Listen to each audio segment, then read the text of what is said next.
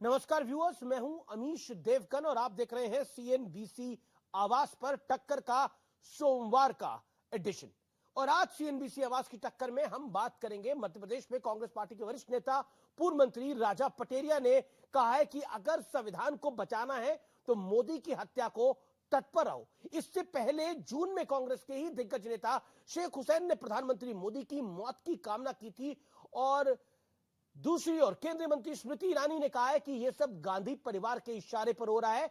इसी बीच हिमाचल प्रदेश के नए मुख्यमंत्री सुखविंदर सिंह सुक्खू ने कहा है कि जिस राज्य में 97% हिंदू आबादी है वहां हमने हिंदुत्व की विचारधारा को हरा दिया है।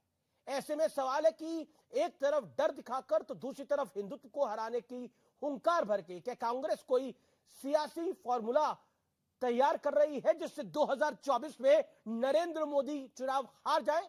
आज इसी पर होगी जोरदार टक्कर, सियासी दुश्मन या जानी दुश्मन। आज सीएनबीसी आवाज की टक्कर में मंडे एडिशन में इसी पर हम सीधा संवाद करेंगे। मेरे साथ संबित पात्रा जुड़ेंगे और एक पूर्व मंत्री जुड़ेंगे। आज ये चर्चा बड़ी जोरदार होगी और महत्वपूर्ण भी होगी।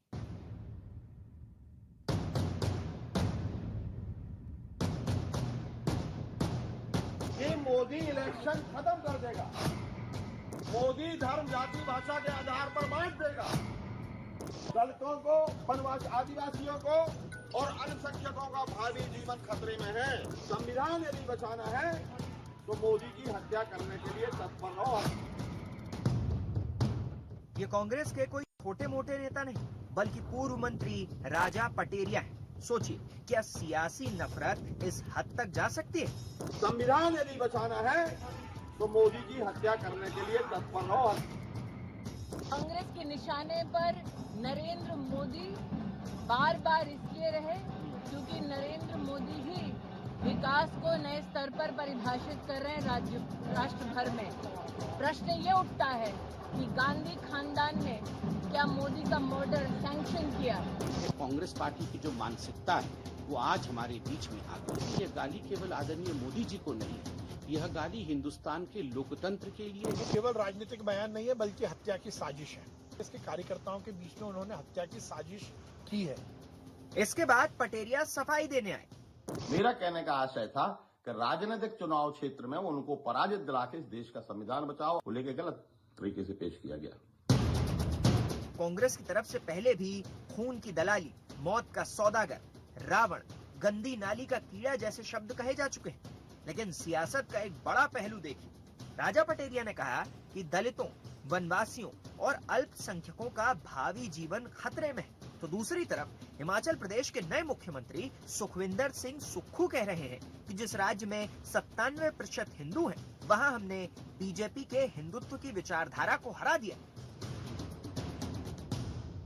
भारतीय जनता पार्टी को जिस राज्य में 97% हिंदू रहते हैं वहाँ भारतीय जनता पार्टी की हिंदुत्व की विचारधारा को हराया है। सवाल कि क्या 2024 के चुनाव के लिए कांग्रेस कोई नया सियासी गणित तैयार कर रही है? आज इसी पर होगी देश की सबसे बड़ी बहस।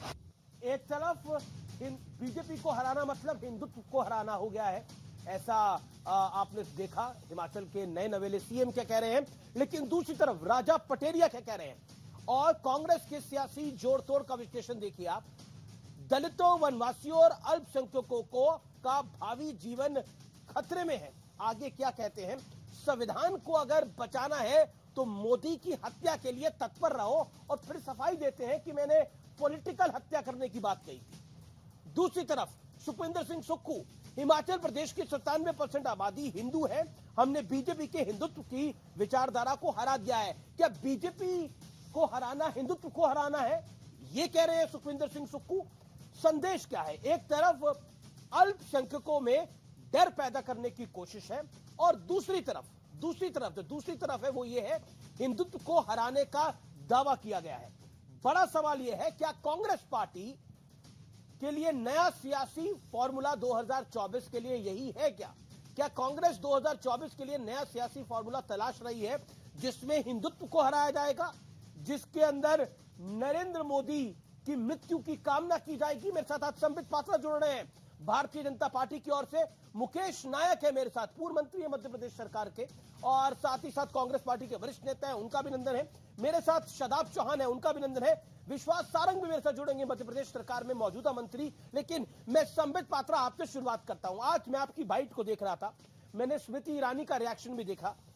भारतीय जनता पार्टी कह रही है कि कांग्रेस पार्टी नरेंद्र मोदी से घृणा करती है और उस घृणा में अब वो मृत्यु कामना कर रही है।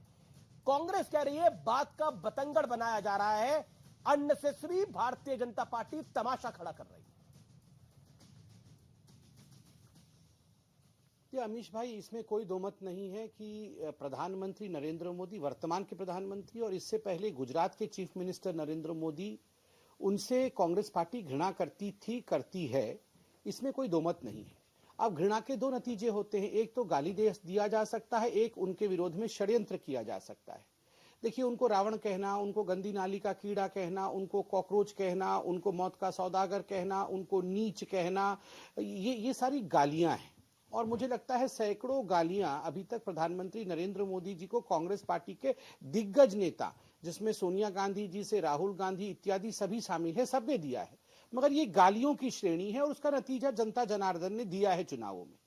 मगर गालियों से इतर एक षड्यंत्र होता है, और जब एक बहुत बड़ा नेता, मध्य प्रदेश का कोई साधारण व्यक्ति नहीं है, राजा पटेरिया गांधी परिवार के अति निकटतम, सोनिया गांधी जी के निकटतम नेताओं में से एक, मध्य प्रदेश के अग्रिम मैं कहूंगा लाइन के नेता, आगे के लाइन के नेता, जब वो खुद कहते हैं कि अब प्रधानमंत्री नरेंद्र मोदी जी की हत्या करनी होगी, तो ये गाली की श्रेणी में नहीं आता है, ये एक षड्यंत्र की श्रेणी में आता है। जो अब आप उस पर कुछ भी करते रहिए, इफ बट, हम लोकतांत्रिक हत्या की बात कर रहे हैं, मगर हत्या की बात करना, लोकतंत्र में लोकतांत्रिक रूप से जिस व्यक्ति का निर्वाचन लोगों ने प्रधानमंत्री के रूप में बहुताय वोट से किया हो, पूर्ण बहुमत के साथ किया हो, और मैं कहता हूं प्रधानमंत्री ही नहीं, किसी भी व्यक्ति के लिए हत्या शब्द का प्रयोग करना यह षड्यंत्रकारी है। और मुझे लगता है ये आज कोई छोटा विषय नहीं है, इसका परिणाम राजनीतिक रूप से तो जो भी होना है, राजनीतिक रूप से हम विषय उठा ही रहे हैं, मगर कानून के कटघरे में भी इसका परिणाम उचित नहीं होना चाहिए। जी, मैं सीधा रुख करता हूं मुकेश नायक का, पूर्व मंत्री है। मुकेश नायक, राजनीतिक प्रतिद्वंदिता हम देखते हैं वो होती है, लेकिन अब तो ये पूरा मामला मृत्यु कामना तक आ गया है, और ये जनाब कोई पहले आपके कांग्रेस के नेता नहीं है जो इस तरह की बात कह रहे हैं। सुबोध कांसा है, 20 जून 2022, हिटलर की मौत मरेगा। शेख हुसैन, इन्होंने जो बात बोली नरेंद्र मोदी की मौत को लेकर, उसको मैं सार्वजनिक रूप से कह भी नहीं सकता, जो महाराष्ट्र कांग्रेस के नेता है। नाना पटोले महाराष्ट्र कांग्रेस के चीफ हैं, मैं मोदी को मार सकता हूं, उन्हें गाली भी दे सकता हूं। आपकी पार्टी में सर्टिफिकेट तब मिलता है जो मोदी को गाली देता है और मोदी को मारने की बात करता है। ये बीजेपी का आरोप है। मुकेश नायक जी, नहीं, इस तरह से पार्टी में कोई सर्टिफिकेट नहीं बंटता है। राजा पटेरिया का बयान बिल्कुल व्यक्तिगत बयान है, कांग्रेस पार्टी का इससे कोई संबंध नहीं है, और इस संबंध में माननीय कमलनाथ जी ने भी स्थिति स्पष्ट कर दी है और प्रदेश कांग्रेस कमेटी ने भी स्थिति स्पष्ट कर दी है। राजनीति में स्पर्धा होती है, पक्ष और विपक्ष प्रतिपक्ष होता है, लेकिन राजनीति में हत्या और हिंसा की बात करना ये कांग्रेस पार्टी को स्वीकार्य नहीं है।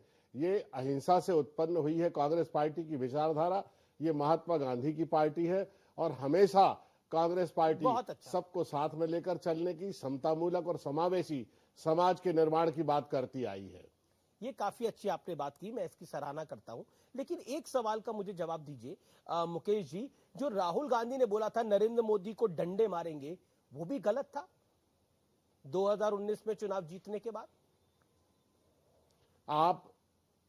आप किसी सेंटेंस में से, किसी समूचे परिवेश में से एक अभिप्राय संपदा होती है किसी बात को कहने की, कि कहने वाला किन अर्थों में वो तंज कस रहा है, किन अर्थों में वो बात कह रहा है, किन अर्थों में वो व्यंग कर रहा है, किन अर्थों में वो उलटवासी कर रहा डंडे है, मार के कौन सा उसके व्यंग होता अभिप्राय है? को समझना चाहिए, उस तंज को समझना चाहिए। अच्छा, एक सेकंड, महाराष्ट्र कांग्रेस के जो नहीं, मुखिया हैं आप नाना आप पटोले, पूरे संदर्भ को नहीं मैं ठीक है संदर्भ, आप मैं एक एक करके बयान बताता हूं आपको। आप संदर्भ के काफी ज्ञाता लग रहे हैं, तो इसका संदर्भ बताइए क्या है। मैं मोदी को मार सकता हूं, उसे गाली भी दे सकता हूं, इसका संदर्भ क्या है कृपया बताएं। 10 सेकंड के अंदर, 20 सेकंड के अंदर, 30 सेकंड के अंदर, 40 सेकंड के अंदर।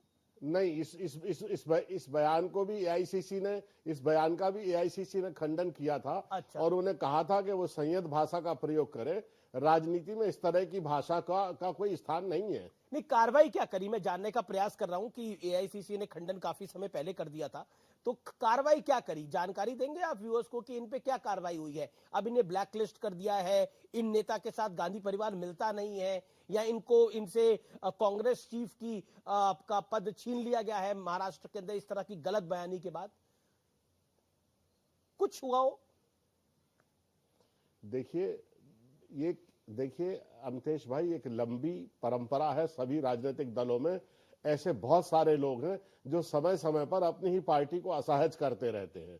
आप देखिए नूपुर शर्मा का कैसा बयान था, आप देखिए दिल्ली के दंगों के बाद कपिल मिश्रा ने कैसा बयान दिया, आप देखिए प्रवेश जी ने, जो वहां के लोकल सांसद हैं, उन्होंने कह दिया कि इस एक कम्युनिटी का ही बहिष्कार कर दो। ये इन लोगों के व्यक्तिगत बयान हैं। आमतौर पर पार्टी का इन बयानों से कोई रिलेशन, कोई संबंध नहीं होता है। राहुल गांधी का संदर्भ समझना पड़ेगा। पार्टी की जो विचारधारा है, मैंने पहले कहा जी, राहुल गांधी का संदर्भ समझना पड़ेगा, उनका संदर्भ आपने समझ लिया है, और बाकी सब जो है वो व्यक्तिगत बयान दे रहे हैं। संबित पात्रा, सुखविंदर सिंह सुक्खू ने तो ये कह दिया कि देखिए हमने बीजेपी के हिंदुत्व को हरा दिया है। BJP is equal to Hindutva क्या?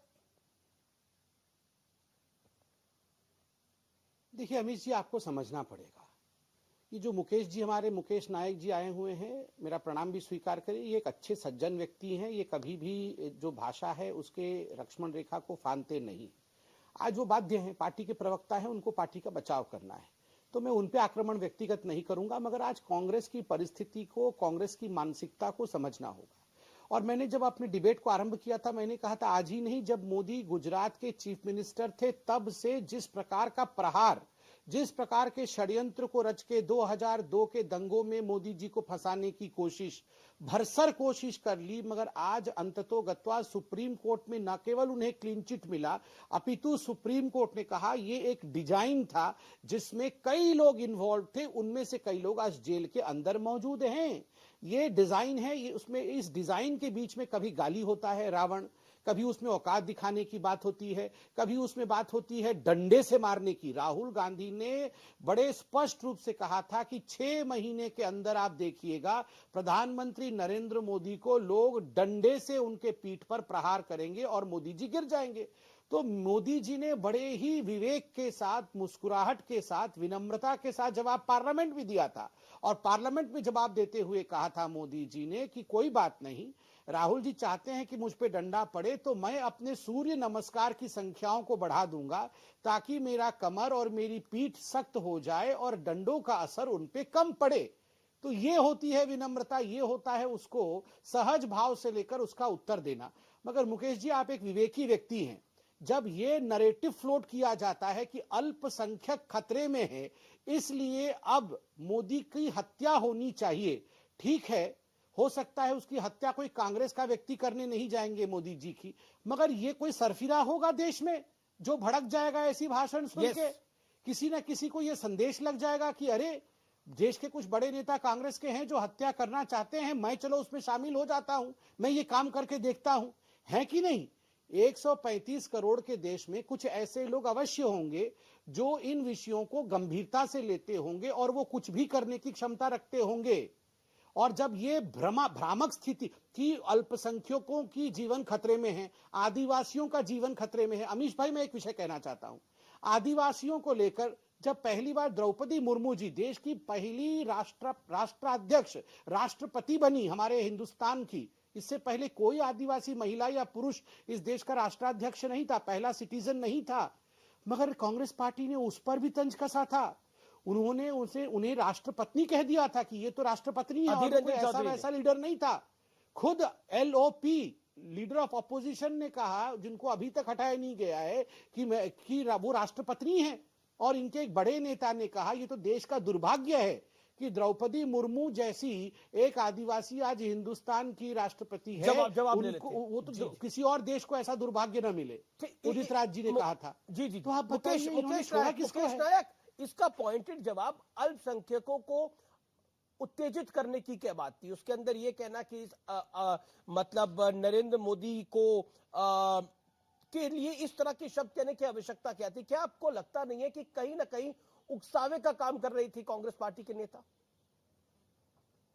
मुकेश नायक, देखिए, मैं डिबेट को अमीश भाई, मैं डिबेट को उस दिशा में नहीं ले जाना चाहता, क्योंकि ये ऐसा ही होता है कि हमारी डिबेट भटक जाती है और कहीं से कहीं हम पहुंच जाते हैं। यही विषय जो है। राहुल गांधी जी ने राजा पटेरिया ने जो बोला वही विषय है।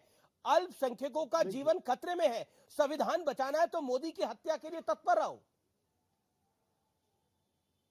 क्या खतरे में अल्पसंख्यक, बताइए ना। मैंने पहले कह दिया उनका व्यक्तिगत, मैंने पहले कह दिया कि वो उनका व्यक्तिगत बयान है। उसके बाद जो भी पूछना है आप उनसे पूछे कि कहां खतरे में। मैं तो केवल ये कहना चाहता हूं कि राहुल गांधी जी के जिस बयान की चर्चा माननीय संबित पात्रा जी कर रहे हैं, आपको अल्पसंख्यक खतरे में दिखते हैं देश के अंदर? एक सवाल का जवाब दीजिए, आपको अल्पसंख्यक देश में खतरे में दिखते हैं या फिर नैरेटिव बिल्ड किया जा रहा है?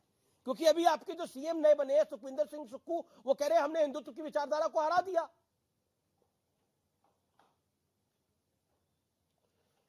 देखिए, जो मुख्यमंत्री जी कह रहे हैं वो इसलिए कह रहे हैं कि जो इस देश में कोई कहे कि हम मुस्लिम राष्ट्रवाद लाना चाहते हैं, कोई कहे सिख राष्ट्रवाद लाना चाहते हैं, कोई कहे हम हिंदू राष्ट्रवाद लाना चाहते हैं, कोई कहे हम ईसाई राष्ट्रवाद लाना चाहते हैं, उनका इशारा उस तरफ था कि पूरी की पूरी देश की राजनीति का जो नैरेटिव है, जिस दिशा में ले जाने का प्रयत्न था, वो हिमाचल प्रदेश में चला नहीं, क्योंकि हिमाचल प्रदेश का बहुसंख्यक हिंदू जो है वो समता मूलक और समावेशी समाज का निर्माण करना चाहता है। और गुजरात का हिंदू क्या है?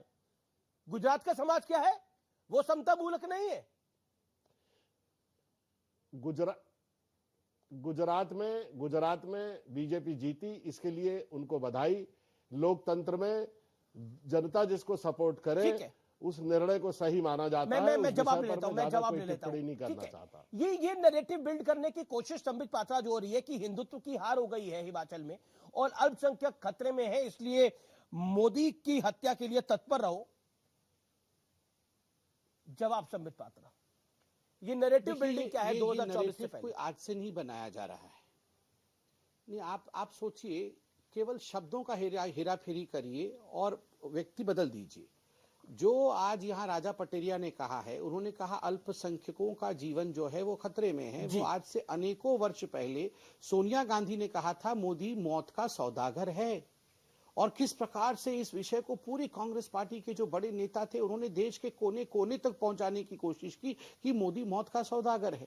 मगर उसका नतीजा गुजरात में और उसका नतीजा पूरे हिंदुस्तान की राजनीति पर क्या रहा वो आपने देखा, क्योंकि ये जनता जनार्दन है। ये अल्पसंख्यक, ये बहुसंख्यक, ये जैन, ये क्रिश्चियन, ये सिख नहीं है। 80 करोड़ जनता को जब राशन मिलता है तो वो लोग मोदी जी क्या है क्या नहीं है अच्छे से जानते हैं। जब 135 करोड़ लोगों को 3 डोज मिलता है वैक्सीन का, जिस वैक्सीन को इसी कांग्रेस पार्टी ने मोदी वैक्सीन कहा था, बीजेपी का वैक्सीन कहा था, इसी कांग्रेस पार्टी के लोगों ने कहा था कि ये जो वैक्सीन है इसमें गाय का खून मिला हुआ है, इसे नहीं लेना चाहिए। उसके बावजूद मोदी जी ने देश के 135 करोड़ लोगों को वैक्सीनेट किया। और तो और कांग्रेस पार्टी के आधिकारिक मीडिया इंचार्ज ने मोदी जी का नाम कोविड के समय मोविड रखा और कहा कि ये तो लोगों को मारने के लिए जिम्मेदार है, ये तो मोविड है। आप सोचिए मोदी जी के प्रति घृणा का स्तर क्या था। उसके बावजूद निरंतर मोदी जी ने हर फील्ड में काम किया है। जहां तक हिंदुत्व को हराने की बात है, देखो ये तो गांधी परिवार और खास करके सोनिया जी और राहुल जी का टारगेट है। ये कोई सुक्खू जी का विषय नहीं है, ये कोई सुक्खू जी ने नहीं कहा है। ये राहुल जी और सोनिया जी को प्रसन्न करने के लिए, क्योंकि जिस राहुल जी ने कहा था हाँ हम मुसलमानों की पार्टी है, जिस पार्टी में सोनिया जी के कहने पर कहा गया कि संसाधनों पे पहला अधिकार अल्पसंख्यकों का, मुसलमानों का है, तो स्वाभाविक है वहां हिंदुत्व को हराने की बात कोई बड़ी बात नहीं है। जिस पार्टी ने भगवान राम के अस्तित्व को नकार दिया हो, जिस पार्टी ने कहा हो राम का तो अस्तित्व ही नहीं है, उनके लिए हिंदुत्व को हराने की बात, हिंदुओं को हराने की बात और हिंदुओं को आतंकवाद के साथ कंपेयर करने में राहुल गांधी ने कोई कोर कसर नहीं छोड़ा है। विदेशों में भी नहीं छोड़ा है, देश में भी नहीं छोड़ा है। जी शादाब चौहान इसका जवाब देना चाह रहे हैं। मुकेश नायक आप रुकिए। शादाब चौहान, आपको लगता है अल्पसंख्यक खतरे में है इस देश के अंदर और संविधान बचाना है तो मोदी की हत्या के लिए तत्पर रहना चाहिए?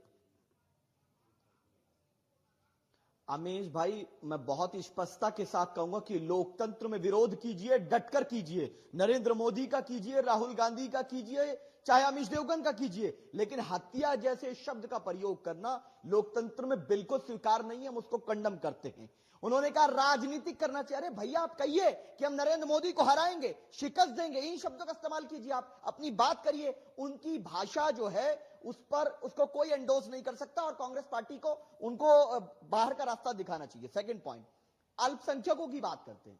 जो बात सुक्खू जी ने कही है, जब वो सुक्खू जी लोग राहुल गांधी बोलते हैं तो शादाब चौहान को प्रसन्नता होती है कि जिस हिंदुत्व को हराने का लक्ष्य से हमने संघर्ष की शुरुआत 4-5 साल पहले की थी, जब ये शब्द बड़ा कहा जाता था, हिंदुत्व बोल दिया, आज लोग स्वीकार कर रहे हैं कि हिंदुत्व को हराना है। तो राहुल गांधी आपकी बात को स्वीकार कर रहे हैं। देता हूं सुक्खू जी को, उन्होंने, मैं बधाई देता हूं राहुल जी को कि वो शादाब चौहान के मिशन जो हिंदुत्व को हराने का लक्ष्य है उसमें भागीदार बन रहे हैं। लेकिन गुजरात की जनता ने जो मैंडेट दिया है उसमें कोई दो राय नहीं कि बहुत सी जगहों पर मुसलमानों की नफरत में वोट दिया गया, बहुत जगह। लेकिन राहुल गांधी आपको फॉलो कर रहे हैं, बलात्कारी को संस्कारी बताने वाले राहुल गांधी आपको फॉलो कर रहे हैं। आपको लग रहा है ये आपके मिशन में, शादाब चौहान के मिशन में लगे हुए हैं। फॉलो अगर शादाब चौहान के मिशन में अभी आधे लगे, पूरे लगेंगे तो बहुत आगे जाएंगे। अभी पूरे नहीं लगे हैं, गलतियों को सुधार ले, संबित हाथ खड़ा कर रहे हैं। गुजरात नहीं हारेंगे, फिर गुजरात नहीं हारेंगे। आपका मिशन निजामे मुस्तफा लाना आपका पूरा मिशन है, उसको अभी आधा फॉलो कर रहे हैं, पूरा फॉलो करेंगे तो गुजरात नहीं हारेंगे, देश नहीं हारेंगे। तो 2024 के अंदर यही आपका मिशन होगा। संबित पात्रा, जवाब।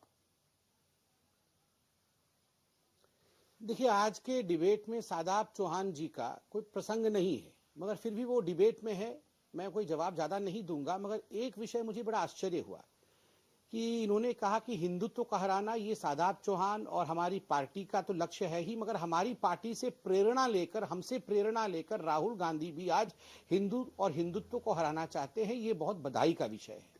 देखिए, यही वो शादाब चौहान है। अनेकों डिबेट मैंने इनके साथ किया है और हर डिबेट में वो कहते हैं निजामे मुस्तफा हिंदुस्तान पे कायम होगा इंशाअल्लाह।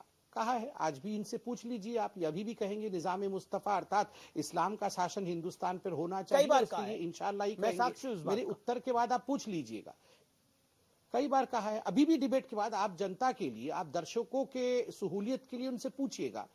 तो यही विषय, तो आप सोचिए, राहुल गांधी और शादाब चौहान ये जहां तक निजामे मुस्तफा है उसको लेकर कंफर्टेबल है, मगर हिंदुत्व का हारना जरूरी है, ये विषय जब शादाब चौहान और राहुल गांधी कहते हैं तो आप सोचिए हमें क्या करना चाहिए, क्या नहीं करना चाहिए। हमें लोकतंत्र का साथ देना चाहिए और जो इस प्रकार से एक धर्म के विरोध में कहते हैं उनको पूरी तरह से हमें आईना दिखाने का काम करना चाहिए। मगर एक बार पूछ लीजिए शादाब जी। वेलकम बैक व्यूअर्स, आप टक्कर देख रहे हैं सीएनबीसी आवाज पर। लेकिन इस समय की बड़ी ब्रेकिंग स्टोरी है, भारत के सैनिक और चाइना के सैनिक तवांग में भिड़ गए हैं आपस में, और क्या वो खबर है आपको मैं पूरा दिखाता हूं। इस समय की बड़ी ब्रेकिंग स्टोरी है, इसमें हम अपने संवाददाता के पास भी जाएंगे। इस समय की बड़ी ब्रेकिंग स्टोरी है, पहले उस ब्रेकिंग स्टोरी का रुख करते हैं और फिर मैं चर्चा में वापस लौट कर आऊंगा। 9 दिसंबर को भारत के प्रांत अरुणाचल प्रदेश के तवांग इलाके में भारत और चीन सैनिकों के बीच में झड़प की खबर है।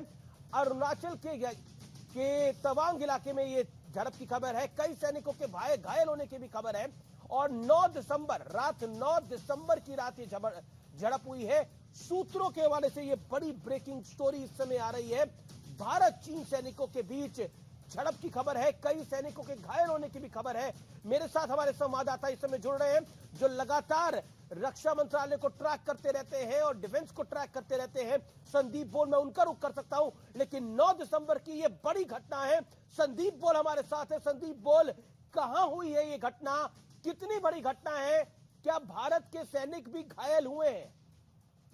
अमीश, देखिए ये बहुत बड़ी घटना है क्योंकि गलवान के बाद इस तरीके की हिंसाई घटना पहली है ये। और 9 दिसंबर को दोनों देशों की सेना यानी चीनी पीएलए वो जो तवांग है, तवांग के पास एक यांगसे जगह है जहां पे पेट्रोलिंग के दौरान आमने सामने हुई। और उस वक्त भारत ने एलएसी क्रॉस करने की कोशिश में जो चाइनीज से, क्योंकि वहां पे लाइन ऑफ एक्चुअल कंट्रोल है, परसेप्शन है, जो हमारी क्लेम लाइन है, उधर आने की कोशिश उनकी थी, जिनको रोका गया और जिसकी वजह से वहां पे एक फेस ऑफ की सिचुएशन बनी। और सिचुएशन इस हालत तक हुई कि वहां पे झड़प हुई और झड़प में दोनों देशों की सेनाओं को चोटें लगी है। हालांकि अभी तक ये बारे में जानकारी नहीं है कि क्या ये चोट किस तरीके की गंभीर चोट है या नहीं है, लेकिन तुरंत जो है उस जगह पर, जो कि एक प्रोटोकॉल के तहत दोनों देशों के कमांडर्स ने बातचीत की और फिलहाल उस जगह से दोनों देशों की सेना डिसएंगेज हो चुकी है। और उसके बाद कमांडर, जो उस इलाके कमांडर है, उन्होंने बाकायदा फ्लैग मीटिंग तक की है। लेकिन ये अपने आप में बहुत बड़ी खबर है क्योंकि गलवान के बाद इस तरीके की घटना होना, और वो भी ईस्टर्न सेक्टर में, जहां पे चीन लगातार अपनी मजबूती दर्ज कराने के लिए इस तरीके की चीजें कर रहा है। तो फिलहाल जो जानकारी है तो मैं जितना खबर को इस समय समझ पा रहा हूं, क्योंकि ये ब्रेकिंग स्टोरी है अपने दर्शकों के लिए, कि चाइना की जो आर्मी है पीएलए, वो अपनी टेरिटरी के अलावा जो कहीं ना कहीं एक रिफ्रेन लाइन होती है उसके आसपास आने का प्रयास कर रही थी, जिसको भारतीय सैनिकों ने रोका। और सिर्फ रोका नहीं, उनको हटा भी दिया वहां से। बिल्कुल, देखिए जो क्लेम लाइन है, क्योंकि ये लाइन ऑफ एक्चुअल कंट्रोल है, यहाँ पे किसी तरीके का बाउंड्री या बॉर्डर तो है नहीं, तो ऐसे में क्लेम लाइन है, दोनों देशों की अपनी क्लेम लाइन है। और जिस वक्त ये क्लेम लाइन के इधर आने की कोशिश कर रहे होंगे, उस वक्त इस तरीके की घटना हुई है। उस वक्त जब भारतीय सेना के साथ उनका फेस ऑफ हुआ और ये फेस ऑफ इस कदर बढ़ गया कि वो हाथापाई तक जो है नौबत पहुंची, और जिसमें दोनों देशों के सैनिक जो है वो घायल हुए हैं। हालांकि ये जानकारी नहीं दी गई है सूत्रों के मुताबिक कि कितने सैनिक घायल हुए, लेकिन नंबर ज्यादा है, घायल की संख्या ज्यादा है। लेकिन अभी फिलहाल वहां पे शांति जो है वो कायम कर दी गई है। वहां पे डिसएंगेजमेंट उस जगह से दोनों देशों की सेना, लेकिन ये गलवान के बाद जो शांति का एक प्रोसेस हो रहा था, उसको भी बड़ा झटका है ये। बिल्कुल, देखिए ये तो बहुत बड़ा झटका है क्योंकि 16 राउंड की वार्ता के बाद पूर्वी लद्दाख का पूरा हिस्सा जो है, इलाका, वो शांत हुआ था। गलवान में जिस तरीके से हिंसा हुई और 45 साल बाद इस तरीके से वहां पे जो सैनिक है वो मारे गए, दोनों तरफ के सैनिक जो है वो घायल भी हुए, मारे भी गए। और उसके बाद अब जब सारा पीस प्रोसेस खत्म हो चुका है, दोनों देशों की सेनाएं लद्दाख में अपने अपने पीछे जा चुकी है, डिसएंगेजमेंट हो चुका है। और ऐसे में इस तरीके से तवांग के इलाके में ये चीज आना, ये जाहिर सी बात है कि चिंता वाली बात जरूर है। जो खबर आ रही है वो ये खबर आ रही है बड़ी, कि डिसएंगेजमेंट इस समय हो गया है, और डिसएंगेजमेंट नहीं हुआ, फ्लैग मीटिंग भी हो चुकी है दोनों आर्मीज के बीच में। क्या आपको लगता है कि कहीं ना कहीं चाइना, जो आपने बोला, ध्यान डाइवर्ट करने की कोशिश कर रहा है, क्या चाइना पोस्ट गलवान कॉन्शियस भी हुआ है? क्योंकि गलवान में वो हटने में उसने समय लगाया था, लेकिन इस बार डिसएंगेजमेंट जल्दी हुआ है। जब हम बात करते हैं डिसएंगेजमेंट की और फ्लैग मीटिंग की, तो मैं वैसे आपको प्रोसीजर बता दूं। पहले फ्लैग मीटिंग अलाउड होती है दोनों कंपनी कमांडर लेवल पर, बटालियन कमांडर लेवल पर, और जब बात हद से बढ़ जाती है तब वो कहीं जाकर ब्रिगेड कमांडर और डिव कमांडर के द्वारा आपस में ये फ्लैग मीटिंग करी जाती है। अदरवाइज फ्लैग मीटिंग का बेसिक मकसद होता है कि अगर कोई हमारे बीच में छोटी मोटी इंकर्जन हुई है, जिसको चैलेंज किया है कि दूसरे ने, तो उसको सॉल्व कर ले, ना कि उसको एस्केलेट करें, जब आप फ्लैग मीटिंग्स की बात कर रहे हैं। बट आजकल हम देख रहे हैं कि चाइना इन फ्लैग मीटिंग्स को भी वायलेट कर रहा है। वो कहता कुछ और है, करता कुछ और है। और पहली बार हो रहा है कि उसे दिख रहा है कि इंडिया आज की तारीख में पीछे नहीं हटेगा। चाहे आपको पसंद है तो भी ठीक है, नहीं पसंद है तो आपकी बदकिस्मती है। जी, मेरे साथ कांग्रेस के रिप्रेजेंटेटिव भी हैं अपनी राय रखने के लिए। मुकेश नायक, आप कैसे देखते हैं इसको? Quick point. देखिए, आपने पहले कहा कि चाइना बहुत सारी समस्याओं से जूझ रहा है। वहां कोविड का 14 हजार मरीज प्रतिदिन वहां पर निकल रहे हैं, उनको दवाइयां नहीं मिल रही हैं, इकोनॉमिक रिसेशन में फंसा हुआ है चाइना, वहां का आयात और निर्यात बहुत बुरी तरह से प्रभावित हुआ है। उस देश में आंदोलन हो रहे हैं, धरने प्रदर्शन हो रहे हैं। हो सकता है कि वहां से ध्यान हटाने के लिए ये छोटी मोटी एक्टिविटीज चीन करे, लेकिन इस वक्त भारत की तरफ से हर एक्टिविटीज का बहुत मुकम्मल जवाब दिया जाएगा जी, जी। और पहले भी दिया जाता रहा है। संबित पात्रा मेरे साथ है, हालांकि रूलिंग पार्टी के हैं। संबित पात्रा, देखिए अमीश जी, आपने अभी डिबेट के बीच में ये ब्रेकिंग न्यूज दिखाया है और आपने बिल्कुल सही कहा, हम रूलिंग पार्टी के प्रवक्ता हैं तो बहुत सोच समझ करके पूरे विषय को जांचने के बाद ही इस विषय पे मैं कोई टिप्पणी कर पाऊंगा। बहरहाल मैं इतना ही कहना चाहूंगा कि हमें हमारे आर्मी के ऊपर पूर्णतः विश्वास है। जो भी कदम हमारी आर्मी उठाएगी वो उचित होगा और हम सब अपने आर्मी पर विश्वास रखें। इससे अधिक जब पूरी जानकारी आएगी आप लोग दिखाएंगे, पार्टी से बात करने के बाद ही इस विषय पे हम बात कर सकते हैं। जी, मैं अब आपको मैप के जरिए दिखा सकता हूं, तस्वीर के अंदर मैप के जरिए मैं आपको दिखा सकता हूं कि किस तरह से किस इलाके में ये हुआ है पूरा घटनाक्रम। ये अरुणाचल प्रदेश का इलाका है, ये तवांग है जो चाइना के बॉर्डर के बिल्कुल करीब है और यहां पर ये पूरा घटनाक्रम हुआ है। ये अपने आप में महत्वपूर्ण है कि कभी चाइना ने इस फ्रंट को खोला नहीं है, लेकिन अब इस फ्रंट को खोलने के क्या मायने हैं एग्जैक्टली जैसे सिक्योरिटी एक्सपर्ट कर रहे हैं, जैसे हमारे संवाददाता ने जानकारी दी कि कहीं ना कहीं चाइना जो कोविड मिसमैनेजमेंट है, जो इकोनॉमिक डिसबैलेंस है, चाइना अपनी आंतरिक चुनौतियों से बेहद बुरी तरह से घिरा हुआ है और वहां पर लगातार विरोध प्रदर्शन हो रहे हैं। उनसे ध्यान हटाने के लिए पूरा घटनाक्रम करा जा रहा है क्या। और पॉइंट नंबर 2 कि इसमें सैनिक भी घायल हुए हैं। हमारी तरफ के कितने हैं, पीएलए के कितने हैं, पीएलए यानी जो चाइना की फोर्स है उसके कितने हैं, इसकी जानकारी अभी नहीं है। लेकिन हमारे सूत्र कह रहे हैं कि भारत ने कड़ा रुख दिखाया है। जैसे सिक्योरिटी एक्सपर्ट भी कह रहे थे कि अब वो युग नहीं है भारत के अंदर जिसके अंदर आपको चाइना को, अगर चाइना कोई एक्सलेशन करने का प्रयास भी करता है, एग्रेसिव स्टैंड दिखाता भी है, तो भारत पीछे हो जाएगा। भारत डबल एग्रेसिव होकर दिखाता है। गलवान में हमने देखा जहां पर हमारे कई सैनिकों ने सर्वोच्च बलिदान भी दे दिया, लेकिन खबर बाद में आई कि चाइना के पता नहीं 35 मरे सैनिक या 40 मरे। उनके यहां पर बहुत रोना इस बात को लेकर हुआ और उनकी जो सैनिक के परिवार थे उन्होंने शिकायत भी करी कि आपने तो हमें एग्जैक्टली वो सम्मान भी नहीं दिया जिसके वो हकदार थे। वो वहां पर उस बात का एक विरोध भी हुआ और जो अमेरिकी एजेंसीज है उनका भी ये दावा था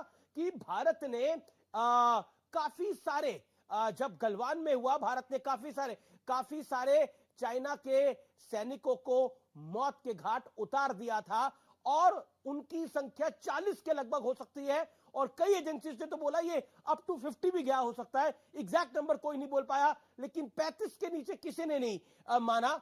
मेरे साथ आरएसएन सिंह जुड़ रहे हैं इस समय, हमारे security expert. RSN Singh, Tawang में जो हुआ है घटनाक्रम, इस समय की जो ब्रेकिंग स्टोरी है 9 दिसंबर की रात को, उसे आप कैसे देखते हैं आरएसएन? देखिए, अगर कोई ये सोच रहा हो कि एक बहुत बड़ा, अगर इसका कोई बहुत बड़ा स्वरूप होगा तो वो नहीं होने वाला। ये कैंपेनिंग सीजन नहीं है, पहली बात। दूसरी बात क्या है, आपको मालूम है लद्दाख में बिल्कुल हमारे लोग डटे हुए हैं और आपको मालूम है कि भारी मात्रा में हमारी सेनाएं वहां पे है लद्दाख में। ठीक है, आईबॉल टू आईबॉल कांटेक्ट है और हम दुनिया की कोई ऐसी साजो सामान नहीं है जो कि वहां पे नहीं डिप्लॉयड है। तो इसलिए एक दूसरे फ्रंट पे थोड़ी, मतलब जाहिर सी बात है 3440 किलोमीटर लंबा ये लाइन ऑफ एक्चुअल कंट्रोल है। और अगर आप देखें तो ईस्टर्न थिएटर की हम बात करें, ईस्टर्न थिएटर में इतनी परेशानी नहीं होनी चाहिए क्योंकि हमने तो वहां पे ईस्टर्न थिएटर में मैकमोहन लाइन की हमने पेशकश की थी जो कि वो हमेशा नकारते रहे, लेकिन वो आपको 3440 किलोमीटर पे आपको हमेशा एक्टिवेट करके आपको रखेंगे। ईस्टर्न सेक्टर पर ही नहीं, जो सेंट्रल सेक्टर यानी कि जो यूपी में जो तिब्बत के साथ बॉर्डर है वहां भी कुछ हरकतें होती रही हैं इधर, जो कि बहुत ही डोरमेंट सेक्टर। लेकिन जैसे आरएसएन हम सब जानते हैं ये सर्दियों का मौसम है, तवांग एक ठंडा इलाका है, वहां पर अभी कोई भी अगर कोई भी और प्रयास होता है तो उसके बहुत बड़े साइड इफेक्ट है। ये चाइना भी समझता है और चाइना उसको भली भांति भी जानता है। क्या आपको लगता है कि चाइना ने कहीं ना कहीं वाटर टेस्ट करने का प्रयास किया है, ऐसा कई एक्सपर्ट्स का मानना है। नहीं, एक तो बिल्कुल बिल्कुल आप देखिए, मैं आपको लोग इसको नहीं समझते हैं इस बात को। मैंने हमेशा कहा है कि जो हमारा इंडो तिब्बत बॉर्डर, मैं हमेशा कहता हूं, मैंने कभी इंडो चाइना बॉर्डर मत कही है। इंडो तिब्बत बॉर्डर जो है वो लिंक्ड है आपके इंडो पैसिफिक स्ट्रेटजी से। जब इधर कुछ होता है हरकत तो आपको डिफेंसिव में करने के लिए वो उधर कुछ कर देते हैं, ठीक है ना। ये पहली बात। दूसरी बात क्या है कि अब आप इस बात से भी नहीं, मैं और बड़ी जिम्मेदारी के साथ मैं कह रहा हूं कि हमारे यहाँ जो पॉलिटिकल जो टाइमिंग है ना, वो चीन की हरकतें हमारे यहाँ की पॉलिटिक्स से बहुत जुड़ी हुई है इसको। और अब आप जो भी कह लें, आप कहेंगे कि आप कह रहे हैं कि क्या हमारे देश में के अंदर बिके हुए लोग हैं। जी हाँ, बिके हुए लोग हैं। हमने इन बिके हुए लोगों को मैंने देखा था कि किस तरीके से जब वो छुपके वो चाइनीज एम्बेसी में जा रहे हैं।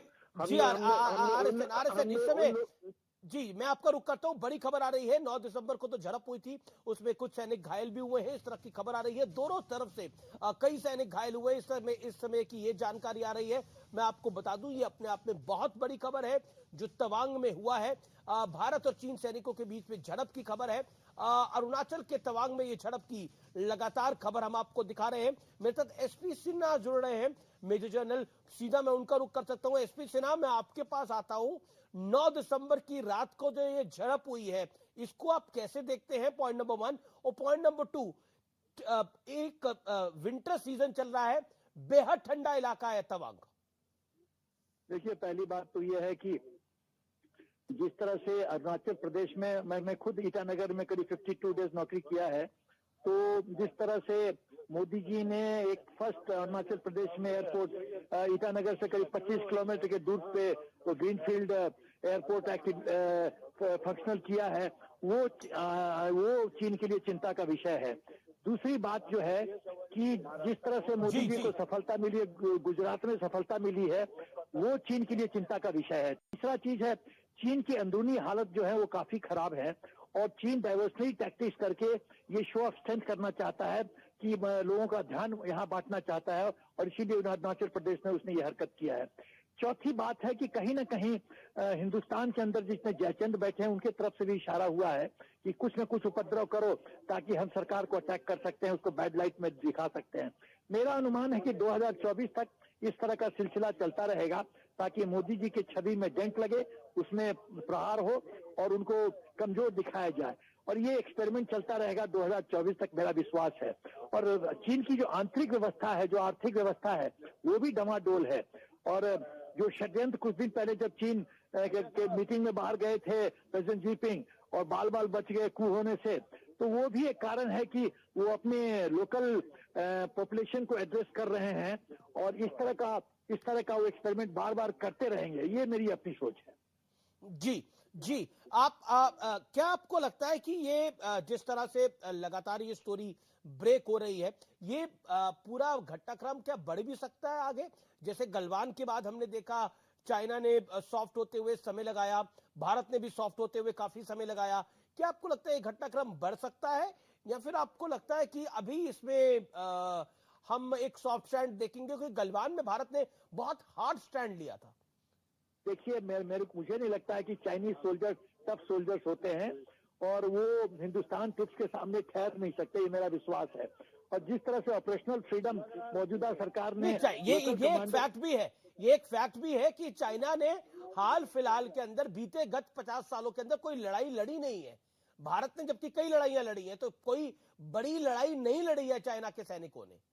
दूसरी बात है कि चीन के सोल्जर्स 2 से 2.5 साल के लिए नौकरी करने आते हैं सेना में और वापस घर चले जाते हैं। तो 2 साल 2.5 साल में एक सिविलियन फौजी नहीं बन सकता। फौजी बनने के लिए 10, 12 साल, 14 साल चाहिए।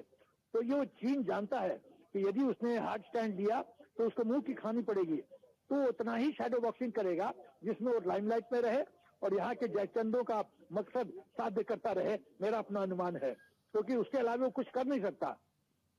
जो आप गलवान की बात कर रहे हैं, गलवान में चाइना के 57 जो हेलीकॉप्टर 57 टिप्स लगाया था, तो एक हेलीकॉप्टर में 3 आदमी कैजुअलिटी रिएक्शन किया है, तो 57x3 कीजिए।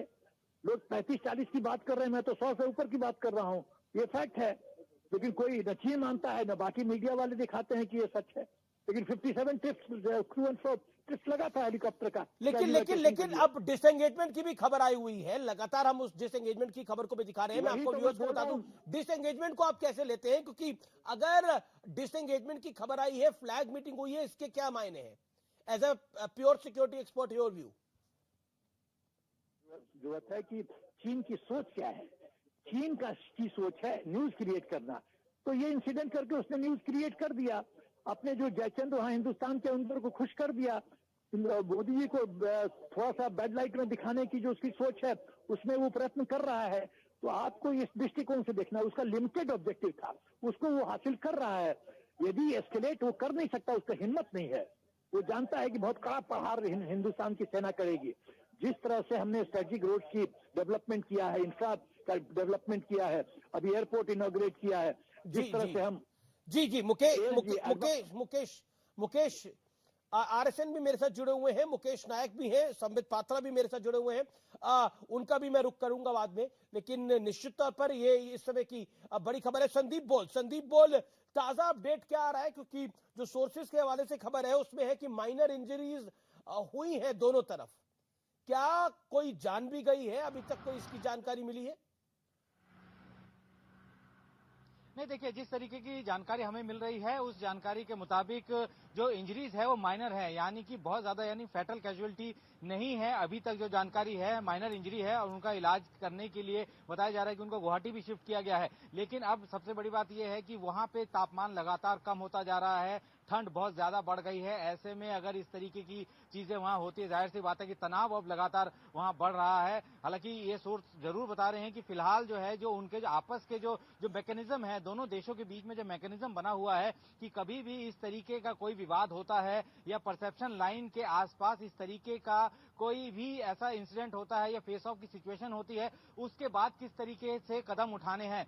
जाहिर सी बात है कि उम्मीद नहीं थी, लग ये रहा था कि जिस तरीके से ईस्टर्न सेक्टर में बातचीत के बाद दोनों देशों की सेनाएं पीछे हो चुकी थी, फेस ऑफ खत्म हो गया था, डिसएंगेजमेंट हो गया था, लेकिन एकदम से ईस्टर्न सेक्टर में इस तरीके की चीजें होंगी, ये बहुत अभी कह सकते हैं कि ये चौंकाने वाली बात जरूर है। और हालत यहां तक पहुंच गई है वहां पे कि वहां पे झड़प तक हुई है, चोटें तक आई हैं। बताया जा रहा है कि चीन के सैनिकों को ज्यादा चोटें आई हैं। हालांकि अभी तक कोई आधिकारिक तौर पर यह जानकारी नहीं दी गई है, लेकिन भारतीय सैनिकों ने जमकर जो है चीनी सैनिकों को वहां पे रोका और जिस तरीके से हालात बने हैं उसमें दोनों देशों की सेनाओं के जवानों को चोटें आई हैं, भारतीय सैनिकों को भी चोटें लगी हैं और चीन के सैनिकों को भी चोटें लगी हैं। लेकिन बताया जा रहा है कि चीन के सैनिक ज्यादा घायल हुए हैं। तो इतना तो साफ है कि अगर भारतीय सेना, क्योंकि गलवान और ये पूरा इंसिडेंट हुआ, एपिसोड हुआ, तो उसके बाद भारत सरकार की ये बड़ी खबर आप बता रहे हैं कि सोर्सेज के बारे में खबर आ रही है कि चाइना के सैनिक ज्यादा घायल हुए, उसके बाद डिसएंगेजमेंट हुआ है।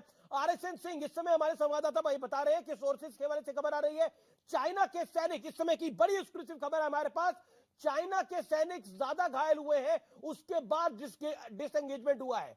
आरएसएन नहीं, ये तो देखा गया है कि इसके बावजूद कि फायरिंग पे बिल्कुल रेस्ट्रिक्शन है, फिर भी जब भी शारीरिक रूप से मुठभेड़ होता है तो हमारे लोग तो हावी हो जाते हैं बिल्कुल। अब वो दूसरी बात है कि कई चैनल्स तो पहले शुरुआत ही करते हैं कि हमारे सैनिक घायल हुए हैं, जैसे उनको घायल सैनिकों ने उनसे बात की हो, और उनसे तो कभी मतलब कुछ पता भी लगा लेना चाहिए कि चाइनीज कितने घायल हुए हैं। लेकिन ये जो हमारा जो अपने आप को रनिंग डाउन का जो रवैया है ना, ये ना सेना के लिए अच्छा है, ना ही ये देश का मनोबल ऊंचा करता है। गलवान में आपको मालूम है ना कितने 100 से ज्यादा ग्रेव्स देखे गए, अभी भी वो फोटो सर्कुलेट कर रहे हैं। लेकिन ये बात कहते हुए बहुत शर्म आती है हमारे लोगों को। अमेरिका गलवान में तो अमेरिका की इंटेलिजेंस एजेंसी की रिपोर्ट थी, उनका कहना था कि अबव 45 अराउंड 50 के करीब उनका जो आंकलन है 50 से ज्यादा सैनिकों को चाइना के मौत के घाट उतारा गया है वहां पर। नहीं, मैं वही कह रहा था कि अभी जो चाइना का जो पार्टी कांग्रेस हुआ था उसमें उस कर्नल को बड़ा हीरो का दर्जा दिया गया था। तो अगर उनके लिए कोई ये बहुत बड़ी संतोष बाबू। युद्ध नहीं होती, तो क्लैश नहीं होता, तो ऐसे मतलब इतना बड़ा उसको ये हीरोज वेलकम तो नहीं दिया जाता, क्योंकि हमारे लिए तो एक क्लैश था, ये एक क्लैश था, ठीक था। क्लैश में हम जो हमारे ऊपर जो प्रतिबंध लगाए हुए हैं उसके अंतर्गत भी हमारे लोगों ने, आपने खुद आप कह रहे हैं कि 40 से 45 लोग मारे गए थे, लेकिन ये जो हमारी मानसिकता है कुछ लोगों की, कि शुरुआत ही करते हैं वो कि हमारे लोग घायल हुए हैं। आपको क्या मतलब, मुठभेड़ में कोई किसी दो व्यक्ति में अगर मुठभेड़ हो जाए और दो ग्रुप ऑफ सोल्जर्स में मुठभेड़ हो तो एक को कुछ नहीं होता है। फिलहाल CNBC आवाज के टक्कर के सोमवार के एडिशन में इतना ही। शुभ रात्रि, नमस्कार।